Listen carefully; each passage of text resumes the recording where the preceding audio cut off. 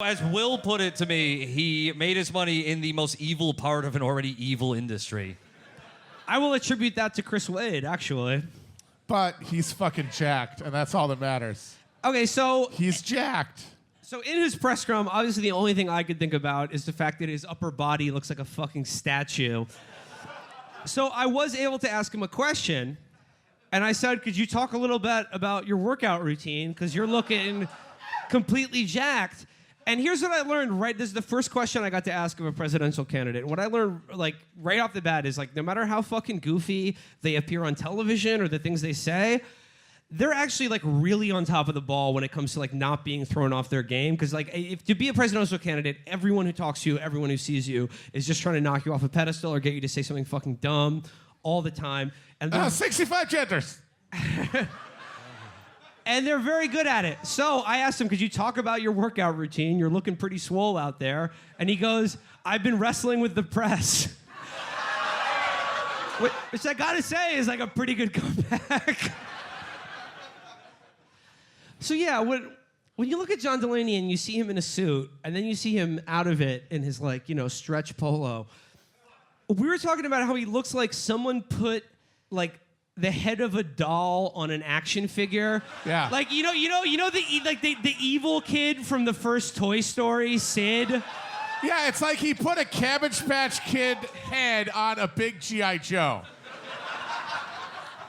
And that is really the kind of look and energy that John Delaney brings.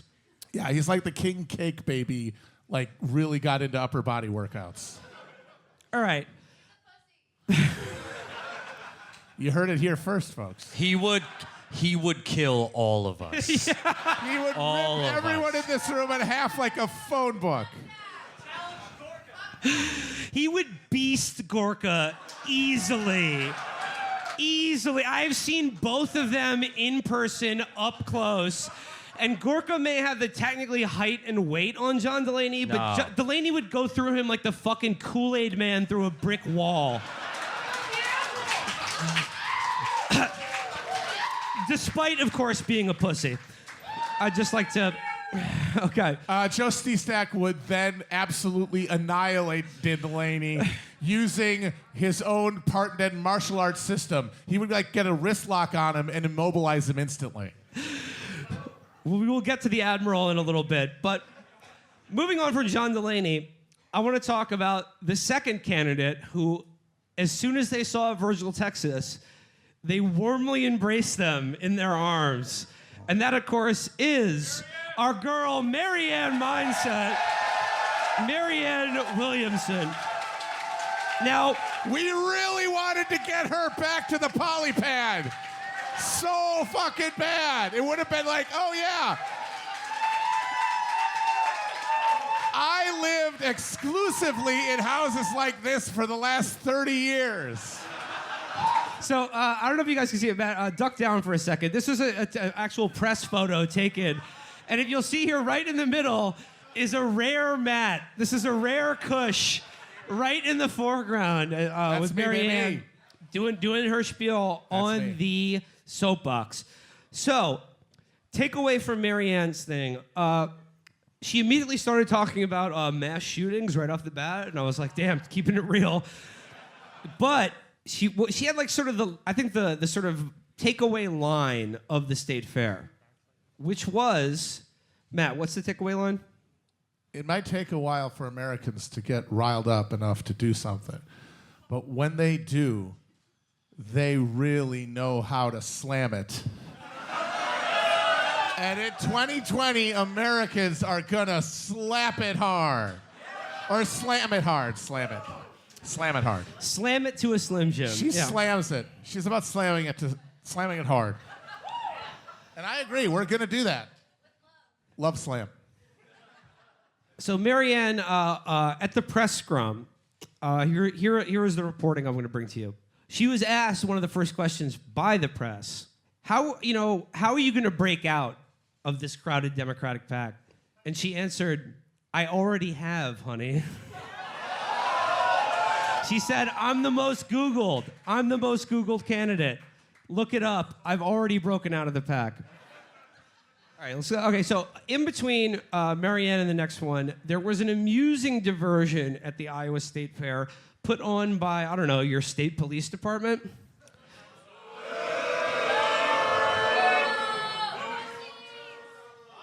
It was an amusing diversion I would like to call the drug trailer. So why don't we take a look at that? Parents, talk to this man to see what alcohol or narcotic substances your child is using. Okay, so it's a mobile trailer set up by the Iowa State Police, and essentially the idea of it is it's like, parents come in the drug trailer, and what they do is it's like a simulation of a child's bedroom, and they're gonna show you all of the paraphernalia, all of the hiding places, and all of the signs that your child may be on drugs. And here set up out front, they have this like glass display of all the different kind of drugs you can do and what you should be on the lookout. If you just see, yeah. By the way, I will say I looked at that whole board and PCP's not in there, so I think it's fine. I was going to say, there is this glass case board right in front of me you can see here, the Drug Identification Guide. Now, this was Friday, so we had been cut off for about 16 hours at that point from our standard New York drug supply. So we were really contemplating punching through that glass to get that whippet. And I was like, this looks like a garlic salt. And they were like, oh, they're not real drugs, obviously. Again, their whole pitch here is we know how to find the drugs. And I'm like, well, what's up with this fake shit? How come there's no DMT, 2CB, LSD, ketamine in there? This is, we should talk. So I'm like, fuck yeah, show me the drug trailer. I want to know all the hiding places. And Matt and I went into the trailer. By the way, another hilarious feature of this is that I was holding a giant beer in my hand the entire time I was doing this. I was like, oh, this is the good drug.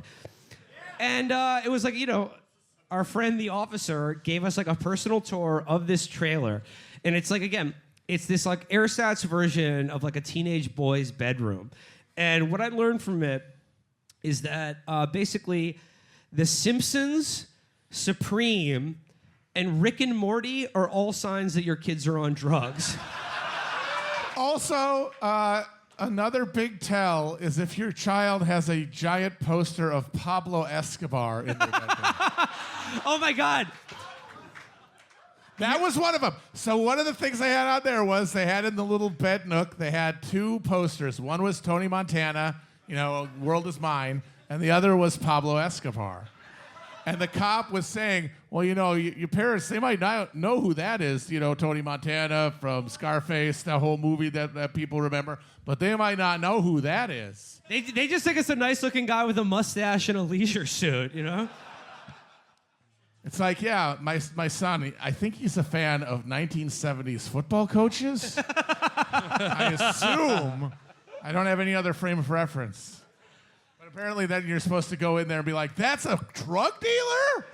Oh, Tyler, you're getting a talking to when I get home. So this is so fucking funny. So the guy's taking us through this set up bedroom that's filled with more drugs than I've ever owned at any one time in my life ever. And it's like, you open up a book and it's like, oh, fucking Coke or X falls out of the pages of it. You're like, oh, it's a fucking treasure trove here. And then he starts showing us all the sort of cutout bottoms of water bottles, or like a peanut butter jar with a piece of PVC piping put down the middle where you could put your stash. And then he showed us an actual glass pipe, and he's like, real marijuana has been smoked out of this. Get a sense of that smell. Get a sense of that smell. Ooh, gross. And I'm like, real marijuana has been smoked out of it. Yeah, none of that K2 bullshit. And I was like, he's very earnestly giving us this story, and they're like, do you see these, straws that are cut in half? Chances are they're not for milkshakes or whatever. And I was like, wait, aren't you a cop? Can't you tell I'm high right now? You're just giving us advice on how to hide drugs from the police should they ever search our establishment. By the way the to do that is take the lesson from the purloined letter. The best way to hide something, hide it in plain sight.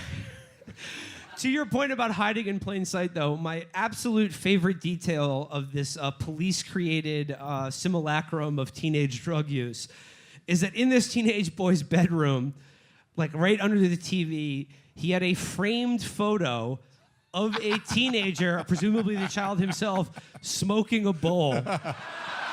If you see that in your child's bedroom, it's a warning sign. And I was like, presumably it's not going to be that. If your child has posed for Larry Clark, that is a warning sign. And I was like, officer, presumably it's not going to be that easy for every parent. And he was like, well, no, we're just, trying to give a, impression here. But what I liked about it is right afterwards, Will just said to me, I almost like broke out laughing inside because I just want to say, we think this is a joke, right? So after our experience... Like there's fentanyl in your water supply. And you're like, here's what to do if you find poppers in your child's bedroom. So after learning about drugs, we got a chance to see another candidate. That would be the second most Googled person after the debate behind Marianne Williams, Tulsi Gabbard. No, that's not there. I don't think we have a picture of Tulsi. Yeah, there's no picture of Tulsi. No picture. Instead, let's just all give Virgil a big round of applause for being inducted into the Horseman Hall of Fame. That is the Hall of Fame exclusively for the #1 BoJack Horseman fans. And it is richly deserved. Look, I'm not the #1 fan, but I do think it's a good show. So Tulsi's soapbox pitch began straight off the bat with just talk about her being a troop and how much she loves being a troop. It's a lot of troop and shit. how much she learned from being a troop and how she joined the National Guard after 9/11, which is interesting because she has a reputation for being like the anti-imperialist candidate. But Virgil, you we had an opportunity to ask her a question in the press area. You want to tell us how that went? Yeah, sure. We went to the scrum afterwards, and what's interesting about the scrum is, I had a question to ask her, and I was thinking back in my head, I'm gonna ask this question. It's stupid.